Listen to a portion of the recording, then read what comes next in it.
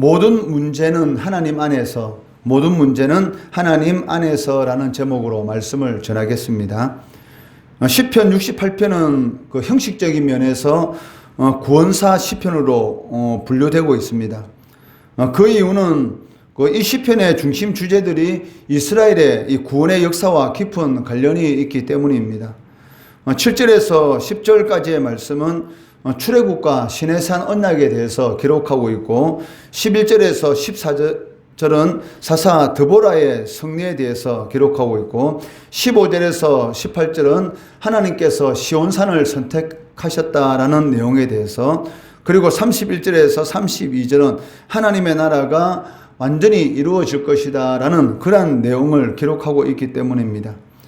구약에 나타나고 있는 그 이스라엘 역사를 보면 이 반복되는 그러한 사이클이 있는데, 그것이 무엇이냐면 그 이스라엘 백성들이 하나님 앞에 범죄함으로 인해서 하나님께서 진노하시고, 그 때문에 하나님께서 이방인을 도구로 사용하셔서 이스라엘 백성들을 압제당하게 하시고, 그런 고통 가운데 이스라엘 백성들이 부르짖을 때에 하나님께서 이 사사라든지 또 하나님의 사람을 보내서 구원하여 주십니다. 그리고 구원받은 이후에 또 이스라엘 백성들이 하나님 앞에 다시 범죄하는 이러한 순환, 범죄와 진노와 압제와 부르짖음과 구원과 이 재범죄의 이 순환이 이게 반복적으로 이루어지는 것을 볼 수가 있습니다. 결국 이러한 그 죄의 이런 반복의 역사로 말미암아서 결국 이스라엘 백성들은 이 바벨론에 의해서 이 70년 포로 생활을 하게 되고, 70년 후에 해방되어서 돌아오게 되지만 결국 이 헬라의 이 지배를 받게 되고, 그리고 로마의 지배를 받게 되고, 결국은 나라 없이 약 2000년 동안 이 방황하는 그러한 이 역사를 이렇게 경험하게 된다는 것입니다. 그런데 하나님의 백성들이 왜 이처럼 반복적으로 하나님 앞에 범죄하게 되는가? 그 배경에 대해서 21절에서 말씀하고 있습니다. 21절 말씀해 보시면 그의 원수들의 머리 곧 죄를 짓고 다니는 자의 정수리는 하나님의 쳐서 깨뜨리시리로다 라고 기록하고 있습니다. 하나님의 백성이라면, 세상으로부터 부름받은 거룩한 구별된 하나님의 백성이라면 하나님의 말씀대로 살아가는 것이 당연한 것입니다. 그런데도 불구하고 왜 하나님의 백성들이 하나님 앞에 범죄하게 되는 그런 일을 저지르는 그 이유가 무엇인가? 그것은 이 21절 말씀해 보시면 하나님의 백성들로 하여금 죄를 짓게 하는 자가 있다라고 말씀하고 있습니다. 이에 대해서 성경은 이 죄를 짓게 하는 자, 그러한 존재에 대해서 마귀라고도 하고 또 사탄이라고 또 한다라고 기록하고 있다는 것입니다. 요한계시록 12장 9절 말씀해 보시면 큰 용이 내쫓기니 옛뱀 곧 마귀라고도 하고 사탄이라고도 하며 온 천하를 깨는 자라. 그가 땅으로 내쫓기니 그의 사자들도 그와 함께 내쫓기니라 라고 기록하고 있다는 것입니다. 사탄이 이 땅으로, 이 천상의 세계에서 이 땅으로 쫓기게 되는데, 사단 혼자만 쫓긴 것이 아니고 사단을 쫓는, 그 사단을 따르는 악한 영들과 함께 이렇게 쫓겨나는 것을 볼 수가 있다는 것이죠. 계시록의 이 말씀을 통해서 우리가 알 수 있는 것은 아담과 하와, 즉 인류의 조상인 아담과 하와를 유혹했던 옛뱀, 그리고 사탄, 그리고 이 마귀는 이 동일한 존재다라는 것을 알 수가 있습니다. 사탄이 따로 있고 마귀가 따로 있는 것이 아니고 그 명칭만 다르다는 것이죠. 즉 사탄이라고도 하고 마귀라고도 하는 자, 바로 이 자가 하나님의 백성들로 이 죄를 짓게 하는 자다라고 말씀하고 있다는 것이죠. 그러니까 마귀가 하는 일이 무엇입니까? 그것은 온 천하를 깨는 자다. 즉 이 말은 온 세상을 잘못된 길로 인도하는 자다라는 그런 의미를 가지고 있습니다. 그러니까 이 죄라는 이 단어는 이 관역에서 벗어난다라는 그런 이 의미를 가지고 있습니다. 그 화살을 쏘면은 정확하게 이 관역에 맞아야 되는데도 불구하고 그 화살이 관역을 벗어나는 것, 이것이 바로 하마르티아, 즉 죄라는 그런 이 의미를 가지고 있는데, 그러니까 하나님의 백성들이 하나님의 말씀이라는 이 관역을 향해서 정확하게 걸어가야 되는데도 불구하고 그 관역을 벗어나게 즉 잘못된 길로 인도하는 자가 있는데 그 자가 바로 사탄이다라고 성경은 기록하고 있습니다. 하나님의 자녀들이 하나님 앞에서 이 범죄하게 되는 것은 그 배후에 이 사탄이 있기 때문이다라고 성경은 말씀합니다. 베드로는 가이사랴 빌립보에서 위대한 신앙 고백을 했습니다. 그것이 무엇입니까? 주는 그리스도시요 살아계신 하나님의 아들이십니다라는 그러한 이 고백, 사실은 엄청난 이 고백을 한 것이죠. 많은 사람들이 예수를 볼 때에 선지자 중에 한 사람입니다. 아니면 예레미야다. 아니면 세례 요한이다. 라는 이러한 말을 하고 있을 때에 이 베드로는 예수님은 그리스도시고 살아계신 하나님의 아들이시다라는 그러한 위대한 이런 고백을 했다는 것이죠.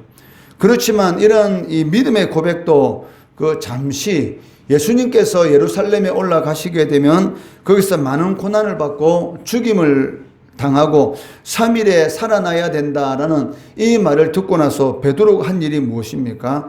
예수를 붙들고 항변하여, 즉 절대로 그런 일이 있으면 안 된다라고 이 강하게 주장하면서 그리하지 말라고 예수님을 이렇게 말리는 것을 볼 수가 있습니다. 이 말을 들은 예수님께서는 뭐라고 말합니까? 마태복음 16장 23절 말씀해 보시면 예수께서 돌이키시며 베드로에게 이르시되 사탄아 내 뒤로 물러가라. 너는 나를 넘어지게 하는 자로다. 내가 하나님의 일을 생각하지 아니하고 도리어 사람의 일을 생각하는도다 라고 책망하십니다. 그러니까 하나님의 사람들로부터 이 하나님의 일을 생각하지 못하고 사람의 일을 생각하도록 하는 자가 누구라는 것입니까? 바로 사탄이라는 것이죠. 바로 이 사탄이 바로 하나님하고는 전혀 상관이 없는 그러한 삶을 살아가도록 끊임없이 하나님의 백성들을 잘못된 길로 미혹하고 있다는 것입니다. 이 베드로도 마찬가지였다는 것입니다. 그렇게 위대한 이 고백을 했지만 예수님께서 예루살렘에 올라가셔서 많은 고난을 받고 죽임을 당하고 그리고 3일에 살아나야 한다라는 그런 말을 베드로가 들었습니다.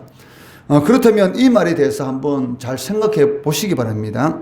베드로는 예수님께서 하신 말, 고난을 받고 죽임을 당하고 3일에 살아나야 한다라는 이 말 중에 어떤 말에 베드로는 주목하였습니까? 이 죽임을 당한다라는 이 말에 주목했다는 것이죠. 예수님께서 예루살렘에 올라가서 왕이 되셔야지만이 자신의 이 꿈이 있지 않습니까? 예수님의 오른쪽에 앉는다든지 아니면 왼쪽에 앉는다든지 즉 영의정이나 우의정이나 좌의정이나 이런 한 벼슬을 할 수 있을 것이다 라는 이러한 생각을 가지고 예수님을 쫓았다는 것이죠. 그런데 예루살렘에 올라가서 이런 왕이 되어야 하는데 예수님이 왕이 되어야지만이 내가 예수님 때문에 어떠한 이런 권세를 누린다든지 저 인간으로서 누릴 수 있는 그런 좋은 것들을 누릴 수가 있을 것인데 자신의 생각하고는 완전히 다른 죽임을 당할 것이다. 이 말이 이 베드로는 이 말에 주목을 했다는 것이죠. 근데 사실은 예수님이 강조하는 것은 죽임을 당한다라는 이 말도 있지만 이것보다 더 중요한 것은 무엇입니까? 그러니까 사망의 권세를 깨뜨리고 3일에 다시 살아난다는 것이죠. 그러니까 살아난다. 그러니까 사망의 권세를 깨뜨리고 다시 살아날 것이다 라는 이 말씀에 이 베드로가 주목했다면 예수님께 대해서 그렇게 책망하듯이 황변하지는 않았을 것입니다. 그러니까 우리도 마찬가지인 것이죠. 그러니까 하나님의 이 말씀을 들을 때에 어디에 우리가 주목하느냐. 여기에 따라서 우리가 하나님의 일에 대해서 이게 대적하는 그러한 자가 될 수가 있고 반대로 하나님의 일을 이루는 그러한 자들이 될 수가 있다는 것이죠. 결국 예수님은 이 베드로를 책망할 때에 이 죽임을 당한다라는 이 말에 집중을 하다 보니까 결국은 하나님이 아닌 누구의 일을 생각하게 된 것입니까? 바로 사람의 일을 이렇게 생각하게 되었다는 것이죠. 마찬가지입니다. 우리는 자꾸 말씀을 들을 때 하나님께서 원하시는 것이 무엇인가에 대해서 집중을 해야 되는데도 불구하고 자꾸 내가 원하는 것, 그러니까 하나님의 말씀도 내가 원하는 것에 집중을 하다 보니까 결국은 하나님의 일보다는 사람의 일을 먼저 생각하는 그런 우를 범하고 있다라고 할 수가 있다는 것입니다. 이처럼 하나님의 일이 성취되지 못하도록 막는 그러한 존재가 있는데 그것이 바로 사탄이다라고 성경은 기록합니다. 그렇기 때문에 바울은 뭐라고 말씀하고 있습니다. 에베소서 6장 12절 말씀해 보시면 우리의 씨름은 혈과 육을 상대하는 것이 아니요 통치자들과 권세들과 이 어둠의 세상 주관자들과 하늘에 있는 악의 영들을 상대함이라 라고 말씀하고 있다는 것이죠.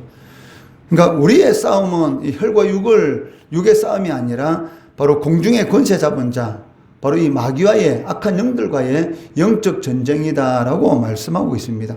그렇기 때문에 깨어 기도하라, 쉬지 말고 기도하라라고 우리들에게 권면하고 계십니다. 이렇게 죄를 짓고 다니도록 하는 자의 정수리를 깨뜨리는, 저 마귀의 이러한 역사를 깨뜨리는 분이 계시는데 그분을 다윗은 21절 말씀에서 하나님이시다, 즉 하나님이 쳐서 깨뜨리시리로다라고 말씀하고 있다는 것이죠. 즉 하나님만이 이런 마귀의 이런 계계를 깨뜨릴 수 있는 분이시란 것입니다. 우리의 힘과 우리의 지식과 우리의 경험으로 이 마귀와의 영적 전쟁에서 승리할 수가 있습니까? 그것은 불가능합니다. 그렇기 때문에 이 바울은 에베소서 6장에서 하나님의 전신갑주라는 이러한 이 말을 사용하고 있는데 머리부터 발끝까지 구원의 투구로부터 평안의 복음의 신을 신는 이 완전 무장을 통해서만이 바로 이 마귀와의 영적 전쟁에서 승리할 수 있다. 즉 하나님만이 이 마귀의 이 권세를 깨뜨릴 수가 있다라고 말씀하고 있다는 것이죠. 그리고 다윗이 말한 이 하나님이 쳐서 깨뜨리시리로다라는 이 말에 이 하나님을 신약에서는 바로 예수 그리스도시다라고 말씀하고 있습니다.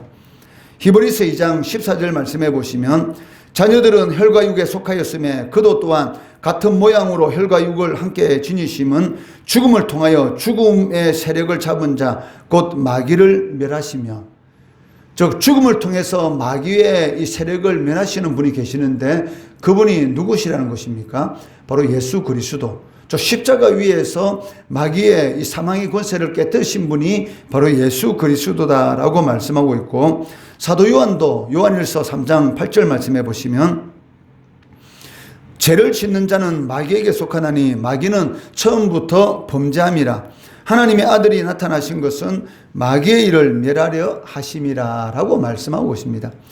예수님께서 참 하나님이심에도 불구하고 인간의 몸을 입고 이 세상에 오신 그 이유가 무엇입니까? 바로 이 마귀의 일을 멸하기 위해서 오셨다라고 말씀하고 있다는 것이죠. 그렇기 때문에 우리가 예수 그리스도 이름으로 선포하고 예수 그리스도 이름으로 기도할 때 바로 마귀의 일은 떠나게 되는 것이고 마귀의 일은 멸하게 된다는 것입니다. 그래서 다윗은 그 사망의 권세로부터 벗어나는 것은 주 여호와로 말미암음이라라고 강조하고 있습니다. 20절 말씀해 보시면 하나님은 우리에게 구원의 하나님이시라 사망에서 벗어남은 주 여호와로 말미암거니와, 즉 오직 하나님의 은혜를 덧입을 때만이, 하나님의 능력을 덧입을 때만이 우리가 이 사망의 권세를 잡은 자, 이 마귀와 영적 전쟁에서 승리할 수 있다. 이 말이 무슨 말입니까? 그 관역을 벗어나는 잘못된 길을 걸어가는 것이 아니라 하나님이 기뻐하는 저 복된 길을 걸어갈 수가 있다라고 말씀하고 있다는 것입니다. 인간에게 있는 모든 고통은 이 죄로 말미암아 오게 되었습니다. 그렇기 때문에 죄의 문제만 해결된다면 우리의 모든 문제는 해결될 수가 있다는 것입니다. 이사야 선지자는 이 그리스도의 이 고난에 대해서 예언하면서 이사야 53장 5절 말씀해 보시면 그가 찔림은 우리의 허물 때문이요 그가 상함은 우리의 죄악 때문이다. 그가 징계를 맞음으로 우리가 평화를 누리고 그가 채찍에 맞음으로 우리는 나음을 받았도다 라고 기록하고 있다는 것이죠. 즉 예수님께서 십자가 위에서 우리의 모든 죄 허물에 대한 그러한 죄의 문제를 해결하였기 때문에 우리가 예수 그리스도를 의지하고 나아갈 때에 이러한 모든 인생에서 일어나는 모든 문제는 해결된다라고 선언하고 있다는 것입니다. 그래서 다윗은 날마다 우리의 짐을 지시는 하나님을 찬송하라라고 선포하고 있습니다. 19절 말씀해 보시면 날마다 우리 짐을 지시는 주 곧 우리의 구원이신 하나님을 찬송할지로다. 우리의 매일의 삶 가운데 일어나는 여러 가지 어려운 그런 일들이 있습니다. 그런데 이러한 짐을 지시는 분이 누구시다는 것입니까? 바로 하나님, 바로 예수 그리스도께서 우리의 모든 짐을 지신다라고 말씀하고 있습니다. 이것을 알고 그리스도 안에서 모든 문제를 해결하려고 하는 자들은 지혜로운 자들이고, 그리스도 밖에서 문제를 해결하려고 하는 자들은 어리석은 자들이다라고 말을 할 수가 있습니다. 이 19절 말씀과 동일한 말씀을 예수님께서 직접 하셨습니다. 마태복음 11장 28절에서 30절 말씀해 보시면, 수고하고 무거운 짐진 자들아 다 내게로 오라. 내가 너희를 쉬게 하리라. 나는 마음이 온유하고 겸손하니 나의 멍에를 메고 내게 배우라.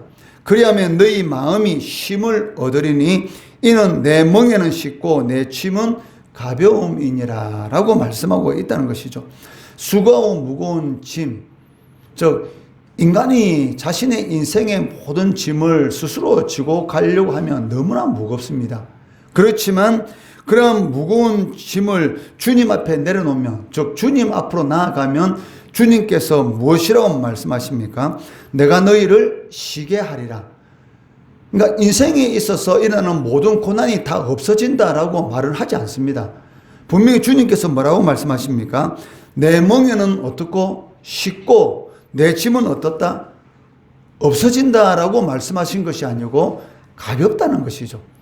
우리가 그리스도 안에 있다 할지라도 우리의 삶 가운데 문제는 일어날 수가 있습니다. 그렇지만 그리스도 밖에 있을 때 짊어지고 가야 될 상상할 수 없는 그런 무거운 짐과는 비교되지 않는 그런 가벼운 짐을 주님께서 우리들에게 주신다는 것이죠. 그 가벼운 짐이 무엇입니까? 바로 성도로서의 삶입니다. 하나님께서 우리를 이 세상 가운데서 구별된 그런 성도로서 불러주신 이유가 무엇입니까? 먹든지 마시든지 무엇을 하든지 하나님의 영광을 위해서 사는 삶. 그러니까 우리가 하나님을 위한 하나님의 영광을 위한 삶을 살아갈 때에 우리의 모든 인생의 짐은 누가 짊어진다는 것입니까? 하나님께서 짊어지시는 것이고, 하나님께서 우리에게 주시는 짐은 가볍다는 것이죠. 그런데 우리는 자꾸 하나님께서 짊어주시는 이런 가벼운 짐은 버리고 스스로 자꾸 인생을 살아가려고 하니까 그 삶이 너무나 무겁다는 것입니다. 그리고 영혼은 항폐하고, 그리고 삭막하고 항상 이런 이 곰핍, 이 결핍이라는 그런 문제 가운데서 고통받을 수밖에 없다는 것입니다. 그리하면 수고하고 무거운 모든 짐들을 주님께 맡겨놓고 주님께서 나에게 주신 사명들 잘 감당하다 보면 우리의 마음 가운데 하나님이 주시는 것이 있는데, 그것이 무엇인가? 바로 쉼, 즉 히브리어로 말하면 샬롬인 것이죠. 완벽한 상태, 그러니까 아무 문제도 없는 그런 완벽한 상태의 은혜를 베풀어 주신다. 이를 내 멍에는 쉽고 내 짐은 가볍다. 너무나 가볍다는 것이죠. 주님께서 우리에게 주시는 것은 무거운 것이 아닙니다. 우리가 자꾸 해피하려고 하다 보니까 그것이 너무 무거운 것이죠. 이 공부 잘하는 애들이 그런 말을 하지 않습니까? 공부가 너무 재밌다. 실질적으로 공부가 재밌어요. 근데 공부를 못하는 애들이 공부를 너무 재미없고 싫은 것이죠. 그러니까 공부에 잘하는 애들은 이 공부를 하다 보니까 이 공부의 이 맛을 느끼는 것이죠. 근데 공부의 맛을 느끼지 못하니까 그 공부가 너무 고통스러운 것입니다. 근데 공부의 맛을 느끼는 사람들은 그 공부가 너무나 재밌고 너무나 즐거운 것이죠. 마찬가지입니다. 그 예수 믿는 맛, 그러니까 소금이 하는 역할이 무엇입니까? 이 부패를 방지하는 것도 있지만 그것보다 더 중요한 역할은 무엇이냐면 음식에 이 맛을 내는 것이죠. 소금이 들어가면 이런 닝닝한 음식도 이 먹을 만한 그런 맛을 내는 것이죠. 그러니까 인생이 살만한 그 맛을 느끼도록 만드는 것이 무엇이냐면 바로 하나님의 말씀입니다. 그 말씀대로 살아가면 진정으로 이런 즐겁고 행복한 그 쉼을 누리는 그런 맛을 느낄 수 있는데도 불구하고 자꾸 자기 생각대로 자신의 지식과 경험대로 살아가려고 하다 보니까 그 짐이 얼마나 무거운지, 항상 부족한 것 때문에 그 부족한 것을 채우려고 노력하지만 그 부족함이 채워지지 않는 그런 결핍 가운데 떨어지는 것을 볼 수가 있습니다. 이러한 모든 문제들은 오직 하나님 안에서만이 해결된다는 것입니다. 우리는 어떤 문제가 생기면 하나님 안에서 해결해야 하는데도 불구하고 자꾸 하나님 밖에서 해결하려는 그러한 유혹을 받게 됩니다. 그러나 모든 문제는 이 죄로부터 왔기 때문에 이 죄 문제가 해결되는 것이 가장 중요하다는 것이죠. 이 죄 문제는 바로 하나님 안에서만이 해결할 수가 있고, 이 죄의 권세를 잡은 자는 이 마귀이기 때문에 이 마귀의 일을 멸하시는 자, 바로 하나님 안에서만이 이 문제를 해결할 수가 있다는 것입니다. 이것을 꼭 명심하시고 2022년 한 해에도 그리스도 안에서의 삶을 살아오셨다면 2023년 한 해는 더욱더 그리스도 안에서 내 삶에 일어나는 모든 문제를 해결할 수 있는, 그를 통해서 세상이 줄 수 없는, 그러니까 세상이 주는 그런 무거운 짐, 이 결핍의 이런 문제가 아니라 세상이 줄 수 없는 이 샬롬, 완벽한 상태, 그러니까 부족하지만 아무것도 없는 것 같지만 모든 것을 가진 자, 그러한 자로서의 삶을 통해서 하나님께 영광 돌릴 수 있는 우리 성도 되시기를 주의 이름으로 축원합니다.